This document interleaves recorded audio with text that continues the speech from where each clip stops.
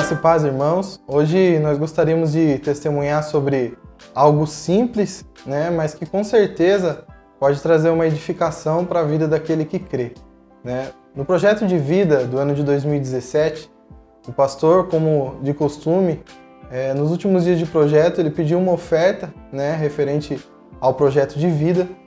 E eu conversei com a Bruna sobre essa oferta, nós conversamos em casa, e eu decidi fazer um ato de fé, que era de dar o dobro do valor que o pastor havia pedido, E nós conversamos, e esse valor que nós iríamos dar de oferta era um valor que estava reservado para honrar alguns compromissos. Fazendo esse ato de fé, nós cremos que Deus ele iria suprir. E fizemos esse ato de fé, tiramos esse dinheiro de um valor que já estava reservado para honrar os compromissos e demos esse valor na casa de Deus como oferta. E Deus realmente nos honrou, supriu. Na outra semana, eu havia me esquecido de um processo que eu havia feito e eu recebi exatamente o dobro do valor que eu tinha dado como oferta, Ou seja, aquilo que eu decidi dar o dobro, Deus me recompensou também no dobro, Então eu gostaria de falar exatamente isso para os irmãos, sobre dízimos e sobre ofertas na casa de Deus. Em Malaquias, capítulo 3, Deus ele diz ao povo que faz uma pergunta para o povo, se o homem poderia roubar a Deus. E ele diz ao povo que eles estavam roubando a Deus nos dízimos e nas ofertas. Então, muitas vezes nós pensamos que é só o dízimo que nós temos que dar e fazemos isso como uma obrigação, Na verdade, nós só contribuímos na casa de Deus aquilo que Deus já nos deu antes. Por isso nós temos para poder contribuir. E não é só o dízimo, são as ofertas também, E o ato de obediência, ele vai trazer frutos, ele vai trazer bênçãos para a nossa vida. Mas além da obediência, nós podemos colher mais ainda se nós usarmos a fé. A obediência por si só, Deus já promete abrir as janelas dos céus e repreender o devorador. Mas se usarmos a fé, Deus ele vai fazer muito mais. E eu anotei alguns versículos que falam sobre isso.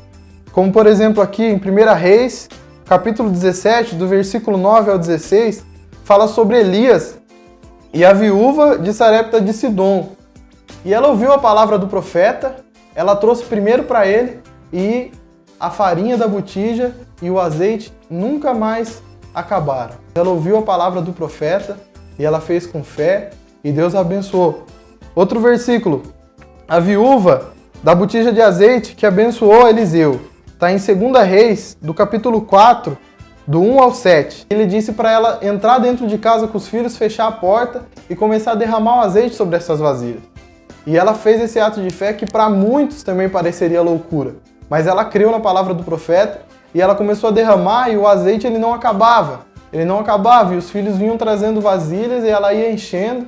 E até que ela pede mais uma vasilha e o filho diz, não tem mais, mãe, acabou as vasilhas. E então o azeite parou, E o profeta disse, vai, vende o azeite, paga a tua dívida e você e os seus filhos vivam do resto. O texto continua e fala sobre uma mulher sunamita que observava Eliseu, que passava sempre por ali, e ela oferecia alimento para ele. E ela chegou para o marido dela e decidiu fazer um cômodo, fazer um quarto para que ele pudesse repousar ali. E assim eles fizeram e abençoaram a Eliseu. E Eliseu ele chama Geazi, que era o ajudante dele, o aprendiz de profeta. Chama Geazi e diz, Geazi, veja o que essa mulher precisa. Porque ele queria retribuir de alguma forma, ele queria abençoá-la, porque ela o abençoou primeiro.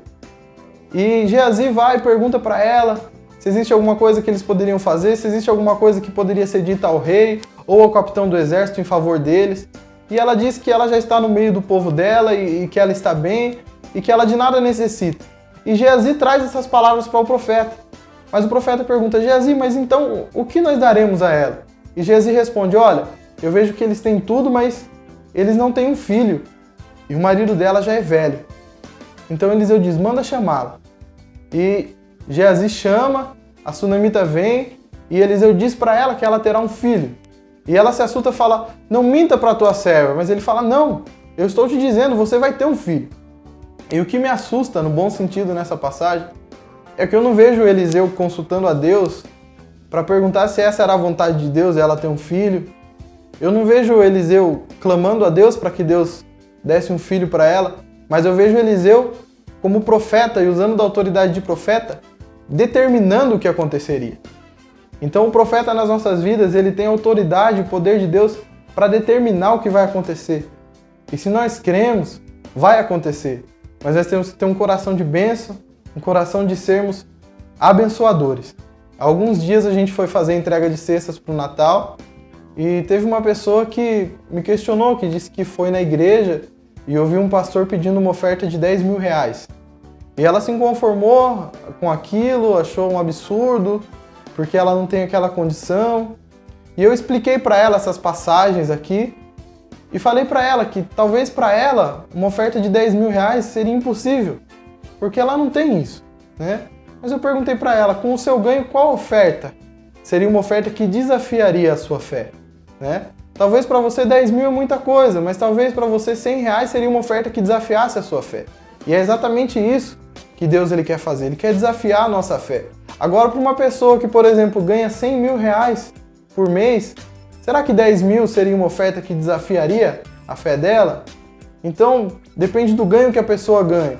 Tem pessoas que elas dão, normalmente nós fazemos isso, nós damos para Deus aquilo que nos sobra, enquanto nós temos que dar aquilo que desafia a nossa fé, fazendo com o coração.